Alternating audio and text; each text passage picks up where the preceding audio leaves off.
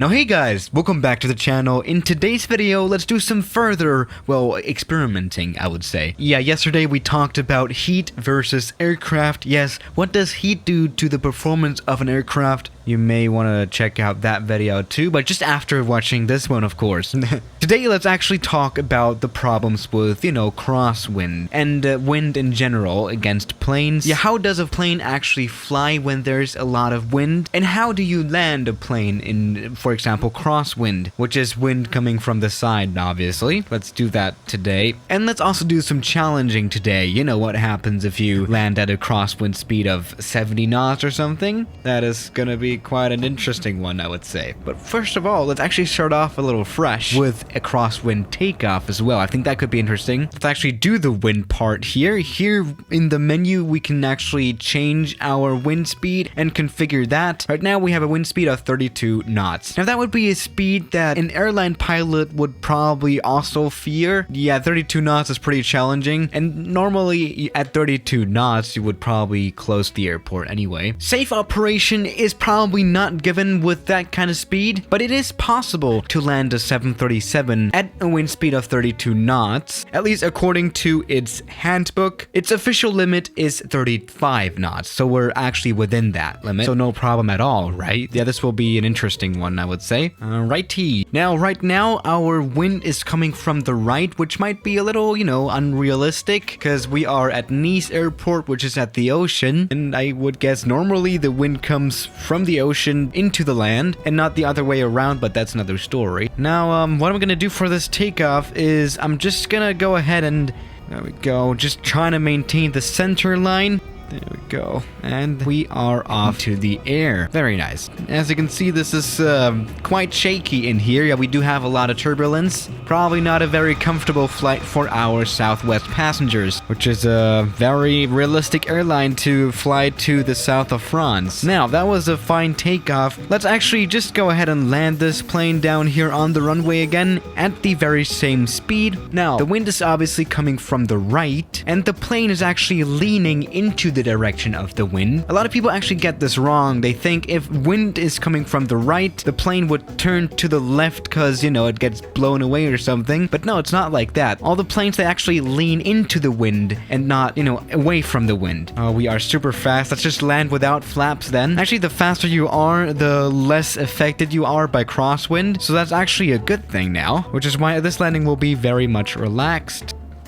There we go. That was a hard one, but it's necessary in order to stop here at 220 knots of landing on a pretty short runway, actually. This is not a very long runway. There we go. That was quite nice. As you can see here, I forgot to put down the gear, but here it is coming out now. Right. So as you can see here, this landing was more of a 2 out of 10. I obviously didn't hit the center line at all. I was getting drifted away by the wind a lot. Again, it was coming from the right. That was not good. But as you can see, what I did here right before the touchdown, I put some rudder input into the right for the plane not to land, sideways. That could actually damage the wheels. You always want to make sure to be aligned to the runway on the touchdown, just so that you don't break your wheels. Even though we actually did that anyway. I think the tires on the right main landing gear are actually flat now, but that's another story. And that was all right. Let's just go far beyond the limits. It doesn't matter now. In a storm, speeds of wind can easily get up to like 80 knots. In that case, an airport would definitely be closed or partly blown away.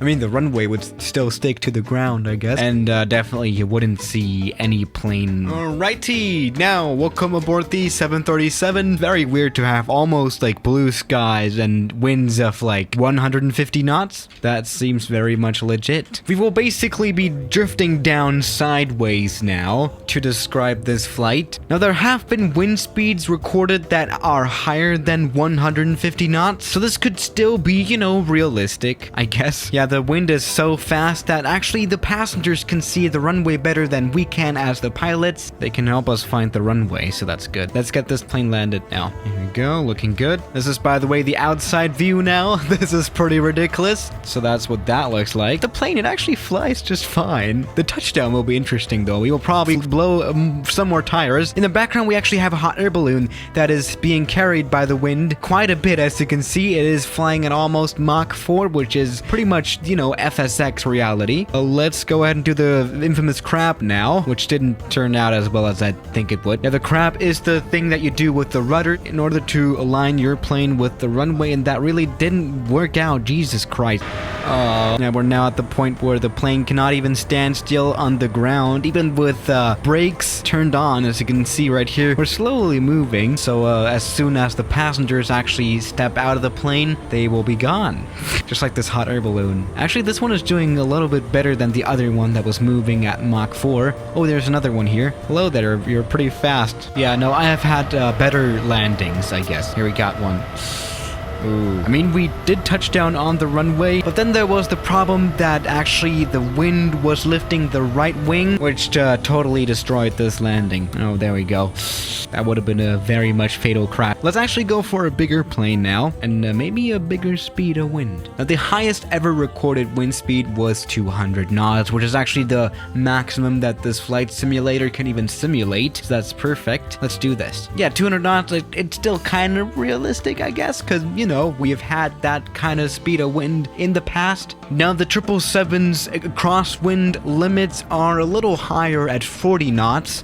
Oh, we're spawned in sideways. God damn it. Alright, that was already a crash. Let's try this one again. Hey, look, when I try to just stand on the ground, it just doesn't want to work. Alrighty, let's get this approach done. Get this plane ready for the landing. We're looking good. As long as we maintain a pretty high speed of like 290 knots, we're just fine. There we go. Let's do the crabbing again. This might actually be possible. There we go. Oh, yeah, there we don't go. That was another crash, obviously. I mean, you know, with this wind speed, the plane is not even to stay on the ground. The speed of wind is so high that the actual wind can lift the wings of the plane without any issues, which doesn't make for that much of a safe operation, as you can see right here. So yes, crosswind is not easy. 30 knots is normally the limit for safe operation. Oftentimes, pilots also divert to another airport with less wind at around 20 knots as well. So yeah guys, thank you for watching today's video, and I'll see you tomorrow. As always, good night.